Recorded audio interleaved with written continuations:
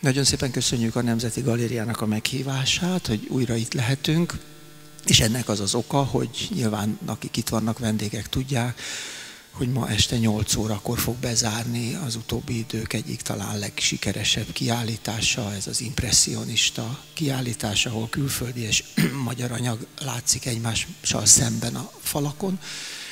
És így a zárás előtti utolsó pillanatban, mint egy búcsúzva a kiállítástól kértük fel a beszélgetésre mai vendégünket, Plesznyi Editet és Gergely Mariannát, aki a művészettörténészekként a kiállításnak a két kurátora, és Molnos Pétert, aki nagyon sokat foglalkozik művészettel, műkereskedelemmel, majd erről is ejtünk közben néhány szót. Azt tudom, hogy a színházban az utolsó előadás az mindig egy ilyen nagyon izgalmas dolog, de hogy van a két kurátor, mondjuk így szűk 4 órával a kiállítás zárása előtt? Hát mindig azért egy búcsú, egy lezárás azért kicsit szomorú, és különösen ebben az esetben talán számunkra azért még inkább, mert ugye a magyar műveknél eddig mi főleg magyar kiállításokat rendeztünk, ugye a Nemzeti Galéria révén, de itt most nemzetközi anyagba kellett ágyaznunk a magyar válogatást, tehát itt most olyan műtárgyaktól is búcsúznunk kell, amelyek nagyon messzire Izraelbe utaznak vissza, tehát lehet, hogy soha többet nem lesz módunk arra, hogy újra láthassuk őket. Igen, és hát hadd legyek egy kicsit büszke is, amellett, hogy szomorúak vagyunk, hogy vége a kiállításnak. Éppen most hallottuk Gábortól, mert nem volt előbb a kiállításban, hogy hömpölyög a tömeg, tehát még utolsó nap még nagyon sokan nézik meg a kiállítást, és úgy tudom, hogy közel 100 000-en látták, tehát azt hiszem, hogy nagyon jól fogadta a magyar közönség ezt a kiállítást, és ez nekünk egy sikerélmény, hogy így mondjam, hogy ilyen nagy volt az érdeklődés, és ennyien megnézték a kiállítást. Számítottatok egyébként előre? Vártatok valami ilyesmit, hogy ez ekkora siker lesz a közönség körében? Tehát az azért nyilván tudható, hogyha olyan képek jönnek ide, meg olyan nevek vannak kiírva, hogy Monet, Gauguin, akkor arra jönnek, de ez ekkora sikerre várható volt? Hát reménykedtünk benne, és a főigazgatónk is folyamatosan mondta, hogy itt biztos nagyon sokan lesznek, úgyhogy bíztunk benne, és hát az az igazság, hogy a francia impresszionizmus, posztimpresszionizmus amúgy is az az időszak a művészet történetében, ami nagyon népszerű az emberek körében, a budapesti magyar közönség körében is, és ugye ezt megalapozták a korábbi impresszionista kiállítások, tehát azért őszintén szólva bíztunk benne, és számítottunk rá, hogy ilyen sokan meg fogják nézni. Én is szinte kötelező volt teljesíteni bizonyos látogatói számot, de azért azt tapasztaltuk, hogy azért van egy nagy érdeklődés, tehát a galéria kiállításait azért mindig nagy közönség, látogató szám kíséri, és hát tényleg egy ilyen különösen kiemelkedő válogatásnál ebben bíztunk. Péter, te művészettörténészként, de kívülállóként, hiszen nem a galériában dolgozol, te mit szóltál ehhez a kiállításhoz, amikor először láttad? Van ott egy másik mikrofon, nyugodtan használd azt.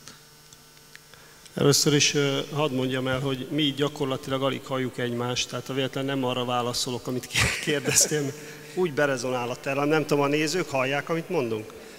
Mert így szörnyű. Magamat félig meddig hallom, de többi résztvevőt nem annyira. Tehát én egy furcsa kettős érzéssel mentem a kiállításra. Hadd mondjam el, hogy, és ez talán nem itt lenne a legjobb kibeszélni, de hogy a mi szakmánk olyan, én legalábbis azt veszem észre, hogy nagyon intenzíven kritizál, általában mindig ilyen folyósói kritikák formájában, és nagyon ritkán dicsér, amit én soha nem értettem, és szóval mindenki igyekszik magába tartani a jót, amit a másikról gondol, és mindig inkább azt hangoztatja, amit kritikaként fogalmaz meg a másikról. És amikor én a kiállításra jöttem, akkor egy-két dolgot már hallottam, és zömében nem jó vélemények voltak ezek. A szokásos sztereotíp kritikák elhangoztak, hogy miért kell a magyar művészetet ilyen impresszionista nagyságok között bemutatni, ez ugye egyenlő a bukással, mert miért, hogyha rögtön Monéval és a többiekkel állítjuk párhuzamba, akkor ott vesztünk. akkor hogy ez is egy sztárkiállítás, aminek semmi más értelme nincs, mint hogy a nézőszámot produkáljon. Szóval minden szokásos kört, amit ilyenkor a folyosói pletykáknál a szakma el szokott mondani, ezt végighallgattam. Amúgy ezeket soha nem vettem komolyan, mert szerintem ez a két szándék, ami például ami testet ölt ezen a kiállításon, az mind legitim. Tehát igenis a nemzetközi nagyságokkal együtt be lehet, sőt be kell mutatni a magyar festészetet. Másrészt megdöbbentő volt látni itt is, hogy egyáltalán nem maradunk alul. Sőt, hogyha az ember ilyen párharcokra bontja a kiállításokat, akkor nem egyszer azt látta, hogy a magyar festmények fölé nőttek a nemzetközi nagyságok képeinek. Szóval így érkeztem a kiállításra, és nagyon régen volt olyan egyértelműen pozitív élményem, mint ezen a tárlaton. Egyrészt azért, mert imádom az olyan kiállításokat, ahol nagy merítésből válogatnak a rendezők, tehát persze nagyon fontos tudományos szempontból a monografikus kiállítások sora, de azért azt 2-3 terem után már meg lehet tudni. Szóval itt mindig új impulzusok, új élmények jöttek. Ráadásul én a Magyar Nemzeti Galériában ilyen jól bevilágítva képeket még nem láttam. Tehát nem tudom, hogy minek köszönhető, hogy új lámpák voltak, vagy igényesebben lett megoldva a világítás. Én úgy vettem észre, hogy az első nemzetközi színvonalú világítás volt ezen a kiállításon, eszméletlen jól mutattak a képek, és hogy az ember csak rohangált teremről teremre, és jobbnál jobb párosításokat látott, tényleg úgy bemutatva, hogy az a világ bármely pontján az adott múzeum büszkeségére válna. Jó, hát erről majd nyilván fogunk beszélni, hogy a magyarok és a külföldiek hogyan hatnak egymásra, de akkor kezdjük az elején. Hogy kezdődik egy ilyen kiállítás? Egyszer csak jön valaki, és azt mondja, hogy gyerekek, el lehet hozni Jeruzsálemből egy csomó irgalmatlan jó képet, és ehhez találjatok valamit, vagy azt kell mondani, hogy próbáljuk a magyart mibe illeszteni. Szóval hogy indul el egy ilyen? Ugye a Nemzeti Galéria igazgatója, Bán László, Szépművészeti Múzeum igazgatója is, ő már évek óta nagyon jó szakmai kapcsolatot van a Jeruzsálemi Izrael Múzeumban, ugye a Szépművészeti Múzeumban volt igen, a Szentföld öröksége, grafikai anyag ment ki a Szépművészeti Múzeumból, tehát adott volt, hogy van egy nagyon jó kapcsolat, és hát nyilván az ő szakmai és baráti kapcsolatainak köszönhető az, hogy az Izraeli Múzeum ezt a fantasztikusan izgalmas impresszionista és posztimpresszionista anyagát fölajánlotta kiállításra, mert úgy tudom, hogy ők más kiállítást fogadtak azon a helyszínen, ahol ez az állandó kiállítási anyag van. Tehát ő fölajánlotta egy jóval bővebb anyagot természetesen, egy időben is, tehát a barbizoniakra, a Courbéra is kiterjedő, bővebb, jóval, és a nemzetközi impresszionizmusra is kiterjedő anyagot ajánlottak föl. És akkor kapcsolódtunk mi Mariannal a képbe, mi kaptuk egyrészt azt a feladatot, hogy ebből a nagyon bő francia nemzetközi anyagból állítsunk össze egy válogatást, illetve már úgy válogassunk, hogy ehhez egy legalább olyan mennyiségű és hát minőségű anyagot, magyar anyagot is párosítsunk. És akkor mi alapján kezdődik ilyenkor a válogatás az ottani anyagból? Hogy mi az, amihez párba lehet magyar anyagot tenni? Vagy mi volt ott a szempont? Hát igen, elsősorban olyan szempontok szerint szűkítettük le a francia anyagot is, hogy egyrészt azokat a főműveket természetesen, amit kínáltak, tehát az egyértelmű volt, hogy a nagy nevek és a hozzájuk kapcsolódó nagyművek maradnak, és valóban úgy próbáltuk csoportosítani a kinti anyagot is, hogy ahhoz már hozzátgondoltuk valamilyen módon a magyar párbeszédet. Tehát teljesen szoros párhuzamokat természetesen nem lehet, vagy legalábbis az impresszionista időszakban nem lehetett mellékelni, vagy hozzárendezni, de már a válogatás során is ezeket a szempontokat figyelembe vettük, és hát azon kívül a tér, hogy mennyi anyagot bír el, tehát nyilván ez is egy szempont, hogy körülbelül mennyi volt, 124, vagy nem, az egész, hány mű van most végül is? 110, tehát tulajdonképpen 110-120 közepes, nagyobb méretű képnél több nem fér be egy elegánsan ebbe a kiállított térbe, és akkor így kellett valamilyen módon ugye számolnunk, hogy ezen belül mennyi magyar és a francia, és hát így aztán szépen bontakozott ki a koncepció és a végleges lista. Tehát ez több szelekción és átgondoláson ment keresztül, amíg aztán a végső műtárgylista kialakult. Azt nem biztos, hogy mindenki tudja, de hogyha valaki nézegeti a képaláírásokat, akkor az is kiderül, hogy a külföldi képek között vannak olyanok, amelyek innen jöttek Magyarországról, a szomszédból, a szépművészetiből. Ez mennyire volt koncepció, hogy a Magyarországon lévő külföldi anyagot is valahogy beleillesszétek ebbe a sorba? Mármint most nem a szépművészeti anyagára gondolsz, hanem hát ugye vannak olyan képek, amely Izraelből jött vissza a Sziszli képre, vagy... Nem, hát arra gondolok, hogy vannak olyan külföldi képek is, amelyek nem az izraeli múzeumból jöttek, hanem csak a szépművészetiből kellett. Mert volt egy dupla csavar is, akkor azt majd elmondom. Tehát, és az a lehetőség is fennállt, hogy nem csak ugye az izraeli impresszionista anyagot, posztimpresszionistát mutassuk be, hanem a Szépművészeti Múzeum hát fantasztikusan gazdag, és hát állandó kiállításon lévő impresszionista és posztimpresszionista remek műveivel még tovább gazdagíthattuk ezt a tárlatot.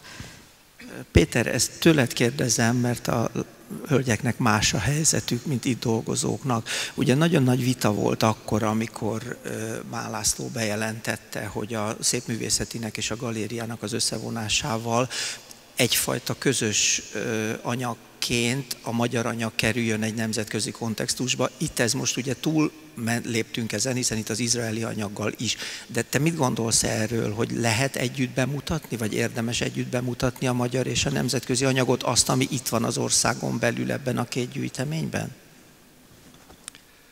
Biztos, hogy lehet. Azt nem tudom, hogy tehát teljességre törekedni nyilván nem lehet. Tehát ezzel bizonyos irányzatok nagyon szerényen lennének képviselve, hogyha ez lenne az alapvető koncepció. Tehát tényleg par excellence impresszionista kép, azt mondjuk nehéz lenne ebből a magyar képeket zökkenőmentesen beágyazni egy nemzetközi kontextusba.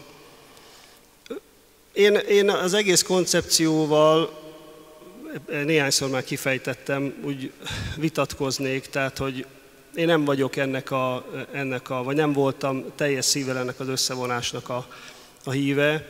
Én annak lettem volna híve már régóta, hogy sokkal jobb kapcsolatokat kéne ápolni a két intézménynek, tehát hogy lehetett volna nyugodtan két külön igazgató, akik az éves munkájukat folyamatosan összehangolják, és akkor ugyanúgy lehetne olyan kiállításokat csinálni, ahol a magyar festészet integrálva van a nemzetközi kontextusban, és lehetne olyanokat csinálni, de amúgy pedig a két intézmény külön életet él.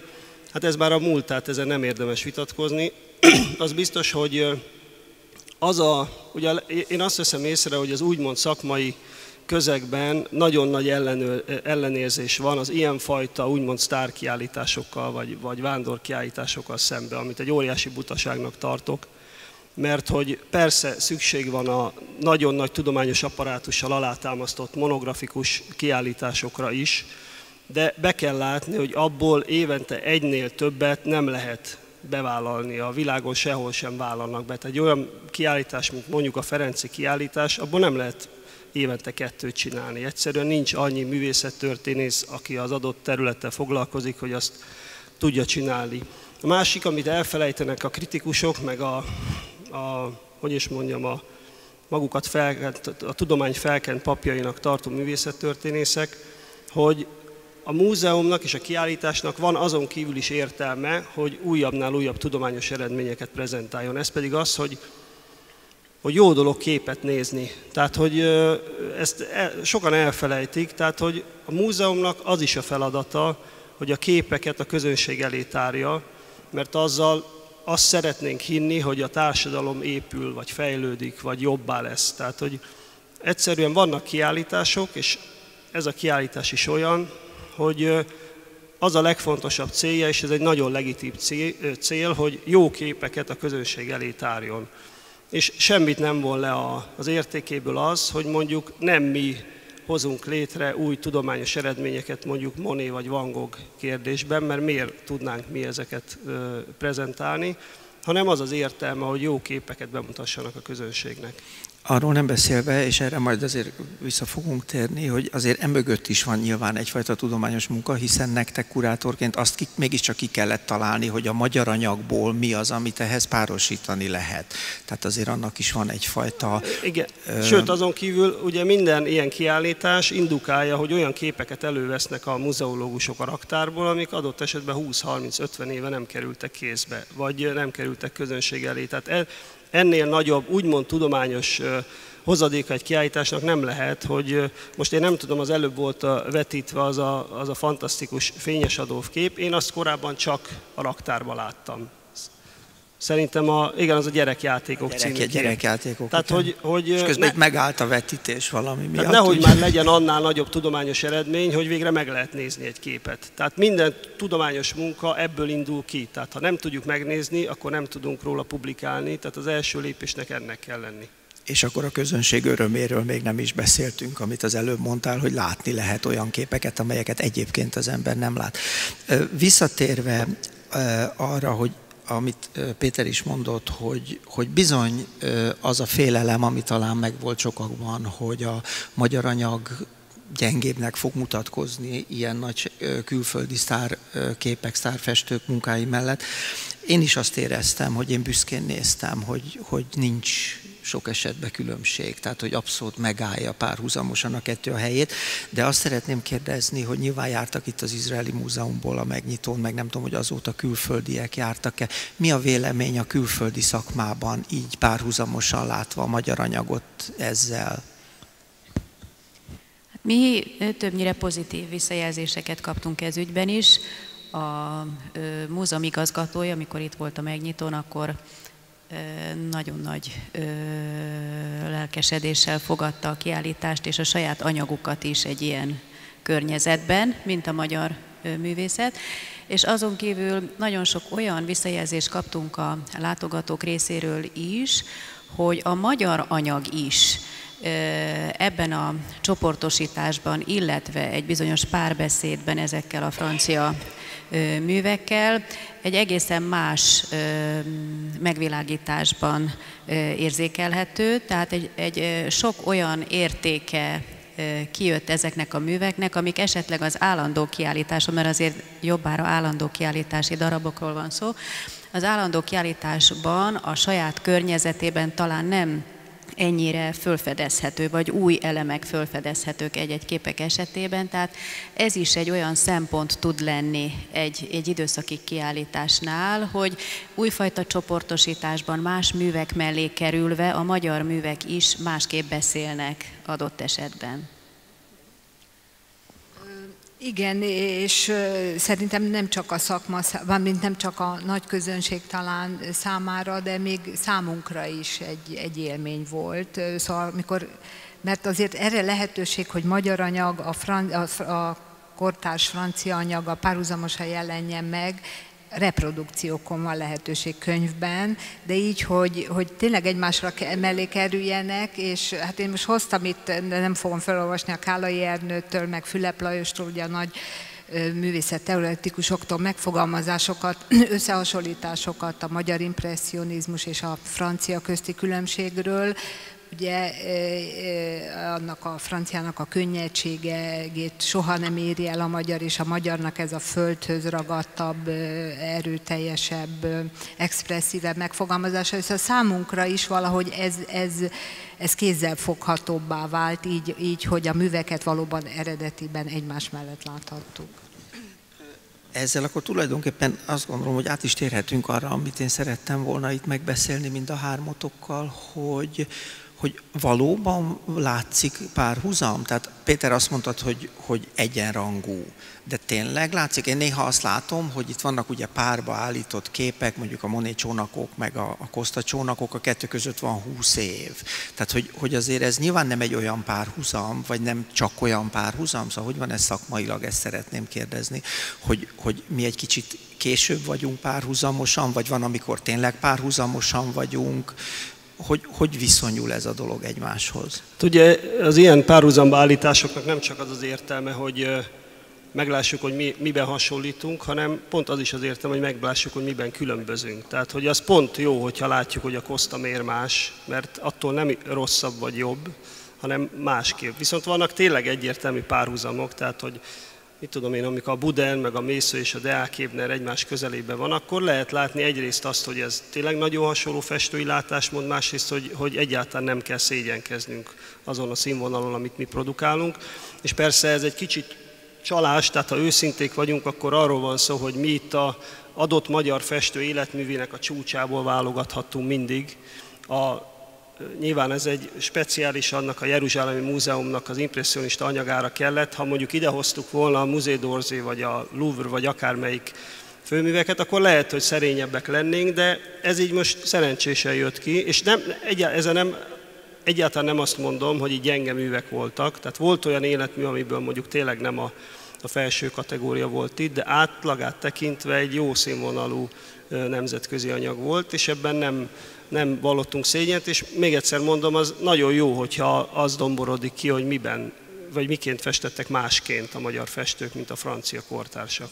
Amikor ti válogattátok az anyagot, akkor ebben mi volt a szempont? Tehát, hogy a főműveket, vagy azt, ami valóban, ahogy tetszik, a közönség számára is láthatóan valamilyen fajta párhuzamot mutat? Tulajdonképpen hát igaza van Péternek, hogy itt azért nekünk nagyon bő lehetőség volt a válogatásra, a francia anyag meg hát egy adott gyűjteményből érkezett, de mondjuk nem feltétlenül a főműveket válogattuk, ugye épp ahogy ő is utalt rá, hogy a Fényes Adolf raktárban volt, szinte azt kell, hogy mondjam, hogy a majálist leszámítva az állandó kiállításunkról nem hoztunk föl, jó, hát egy Ferencit, vagy kettőt, de mondjuk a 60 képnek csak egy töredéke az állandó kiállítási darab, tehát azért nem csak a főműveket, de hát természetesen nagyon kvalitásos magyar remekműveket, és hát valóban a motivikus megfeleltetésen túl próbáltunk azért stilárisan is párhuzamokat állítani, amely hát ugye a korai időszakban, tehát az 1870-es évek és 90 közötti időszakban ugye valóban ez a 20 év lemaradása, ha lehet ezt így mondani, a magyar művészetnek ez teljesen nyilvánvaló, és van egy több évtizedes eltérés a kettő között, de azután a posztimpresszionista válogatásnál ott már abszolút azonos időben született művek kerültek egymás mellé, illetve a Tripronai pedig hát nem véletlenül átkerült a francia térfére, mint a francia kultúra szerves alkotója. Ezt is akartam majd volna kérdezni, nem baj az, hogy nem lőttétek le. Szóval, hogy akik látták a kiállítást, azok tudják, hogy ugye bemegyünk ebbe az U-alakú térbe, és az elején nagyon konzekvensen a baloldali falon a magyarok vannak, és a jobboldali falon pedig a franciák. És aztán ez valahol egyszer csak, nem is azt mondom, hogy megfordul, hanem elkezd keveredni, ugye? Tehát a Ripperonai valóban már átkerül a franciák közé, nem csak azért, azt gondolom, amiért ott dolgozott ugye hosszú évtizedeket, vagy legalábbis egy bő évtizedet, és közben pedig bizonyos Cézanne, Van Gogh már a másik oldalra kerül, ahol a neósok, a nyolcak vannak, hogy ennek mi volt a koncepciója, ezt mindenképpen meg akartam. Pont ez volt a koncepció, amit te most elmondtál, hogy a korai időszakban ugye egy párhuzamos fejlődésről vagy alakulásról volt szó, és az volt a szándékunk, hogy önállóan is végignézhesse a közönség. Tehát, hogy ugye hát párbeszédet ugyan folytatnak egymással az egyik és másik oldal, de azért arra is lehetőség van, ha valaki nem így akarja nézni a kiállítást ilyen cikcakba, hogy így mondjam, hanem végig akar vonulni esetleg a francia oldalon és a magyar oldalon, akkor erre is lehetőség legyen. De a későbbiekben, amikor már, hiszen a korábbi időszakban ugye nem volt azért olyan direkt francia kapcsolat a magyar és a francia művészet között, illetve a magyar plener festészet, meg a nagybányai festészet is tulajdonképpen azért nem feltétlenül egy francia irányultságú kezdetben, hanem inkább egy osztrák-német vonulatról van szó. Tehát itt azért így történetileg is úgy próbáltuk ezt a hűséget megadni, hogy akkor ilyen keveredést nem idéztünk elő. De viszont amikor már direkt francia kapcsolatokról beszélhettünk a későbbiekben, akár ugye Ripuronai esetében, vagy a magyar fóvok, magyar vadaknál és később a nyolcaknál, akkor ezt a térben is meg akartuk olyan módon jeleníteni, hogy Ripuronait átemeltük a francia oldalra, hogy ezzel is érzékeltessük, hogy nem csak a magyar kultúra, hanem a francia festészetnek is egy integráns része volt akkor, és egy nagyon szoros kapcsolat, stiláris kapcsolódás is jelentkezett a művészetében. Együtt állítottak ki, ugye a Nabi csoportnak tagja volt. A Cézanne esetében viszont éppen azért került át a magyar térfélre, mert hisz a nyolcak deklarálták a mesternek, a mester mi voltát számukra, és nagyon sok olyan gondolatot, művészi elgondolást, stiláris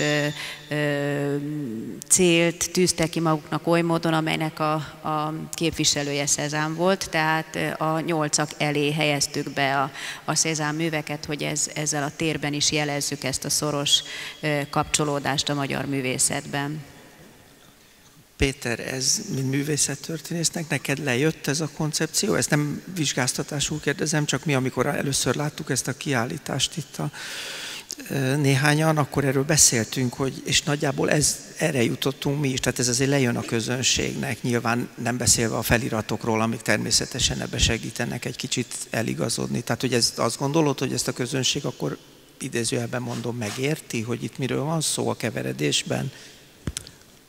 Szerintem egy jó kiállításnál nem nézi az ember a koncepciót. Én soha nem nézem. Lehet, hogy utólag elgondolkodom rajta, de amikor egy kiállítás magával ragad, akkor megyek azon az úton, amit a kurátorok kijelöltek, és anélkül, hogy ez tudatosodna bennem, részesévé válik, vagy átélem ezt a koncepciót. Tehát ha közbe kérdeztél volna, akkor lehet, hogy nem mondtam volna el ilyen exaktan. Egyszerűen azt éreztem, hogy van egy sodrás benne, ami visz, és magával ragad. Tehát, hogy a koncepció egyébként ebben az esetben sem, az igazi jó koncepciók szerintem olyanok, hogy magától értetődők. Tehát így elmondva nagyon egyszerű és logikus.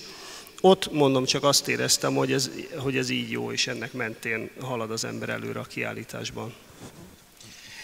Ugye az egy nagyon nyilvánvalóan felmerülő kérdés ilyen esetben, nem véletlen, hogy már mi is többször érintettük, hogy viszonyul ugye a magyar művészet a világ művészetéhez.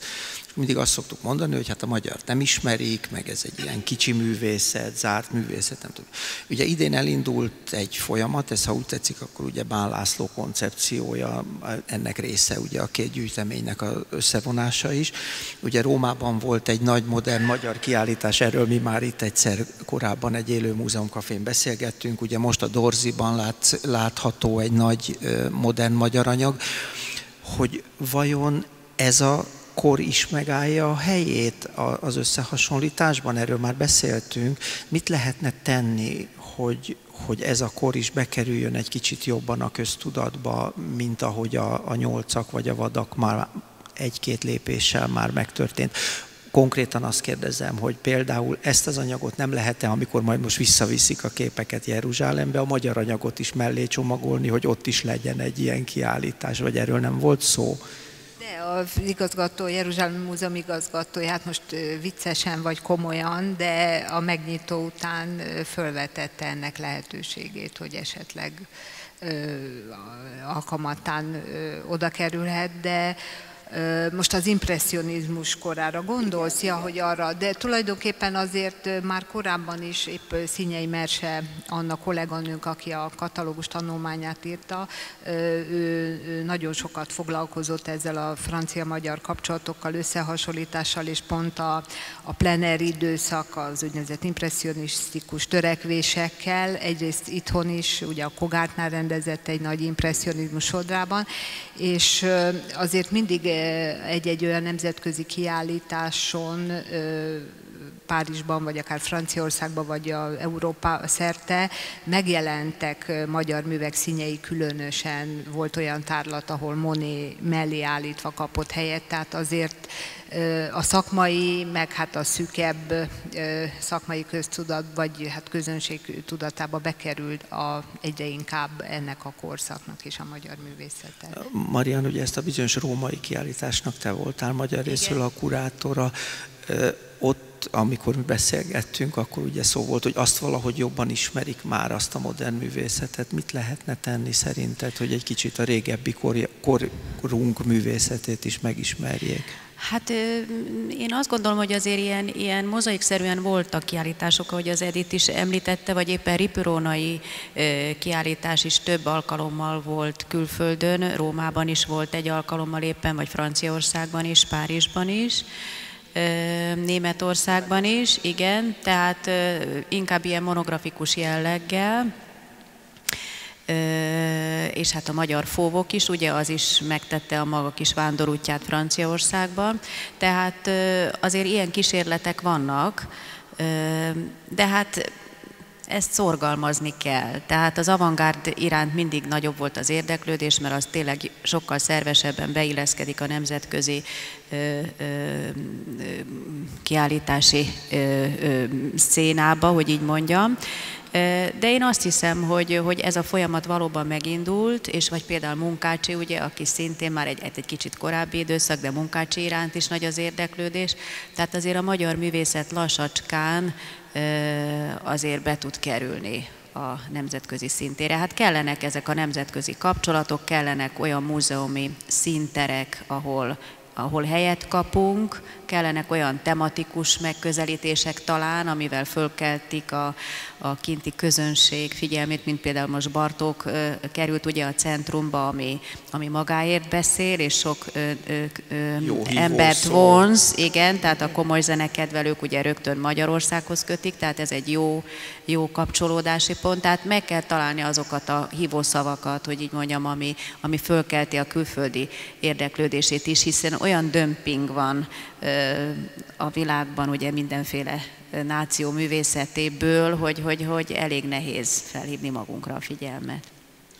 Péter, te nagyon sokat foglalkoztál műgyűjtéssel, műkereskedelemmel is, és ugye neked van egy saját magazinod, ha úgy tetszik, ugye a weben, a Kizelbach Galéria honlapján, ott is többször írtál például az olyan impresszionista világhírű képekről, amelyek korábban magyar gyűjteményekben voltak. Tehát Magyarországon mindig volt egy nagyon erős érdeklődés ugye az akkori kortárs modern művészet iránt, és a gyűjtők is nagyon erősen figyeltek erre.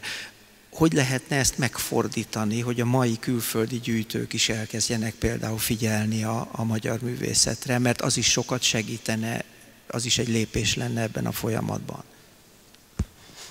A rövid válaszom az, hogy nem tudom. Hosszabban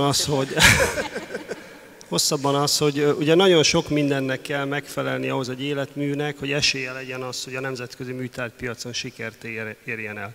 Egyrészt kellenek az ilyen kiállítások, mint a Musée d'Orsayban van, tehát hogyha azt tapasztalják ezek a nemzetközi gyűjtők, hogy a földszinten lát Cézanne-t, és az emeleten meg lát Perlottot, akkor lehet, hogy elgondolkozik azon, hogy miért van az, hogy Cézanne és Perlott között az árkülönbség mondjuk 200-szoros. És mégis a világ egyik leghíresebb múzeumában adott felületen ugyanaz a fény vetül rá.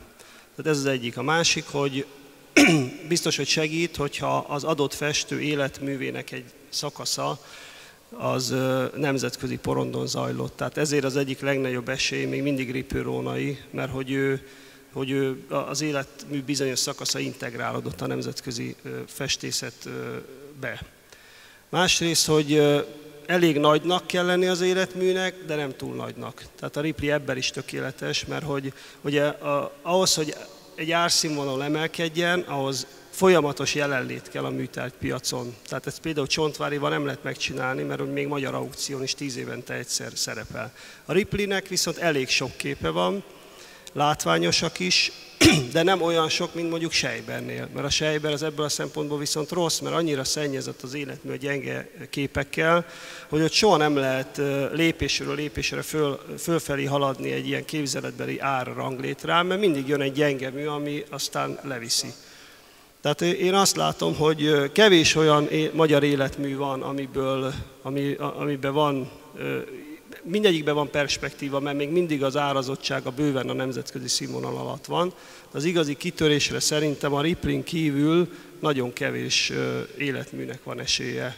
De hát mondom, a muzeológusok nyilván nem ezért dolgoznak, hogy a műkereskedők majd hajtsák a vizet, de hogy az ilyen kiállítások nagyon-nagyon sokat tudnak tenni, mint a római, mint a párizsi, tehát főleg ezek a nagy presztízsű kiállítóhelyeken rendezett kiállítások. Edith, akartál ehhez valamit mondani? Igen, itt a magángyűjteményekhez, meg ugye az impresszionista képekből, hogy annak idején milyen komoly műtárgy volt magyar magángyűjteményben, és itt ugye a kiállításon egyetlen egy Guillaumin kép van, amely letétből, nem, az most más, ami letétből érkezik, tehát a Szépművészeti Múzeumban mint privát letét van, tehát tulajdonképpen ez az egy kép, amely ma is magyarországi magángyűjteményben van, és hogy ahogy ugye forgattuk a korabeli katalógusokat, hogy 10-ben és 13-ban volt a Művészházban egy nagy impresszionista, illetve egy posztimpresszionista kiállítás, nagyon hasonló névsorral, de ott is vegyesen francia és magyar anyag,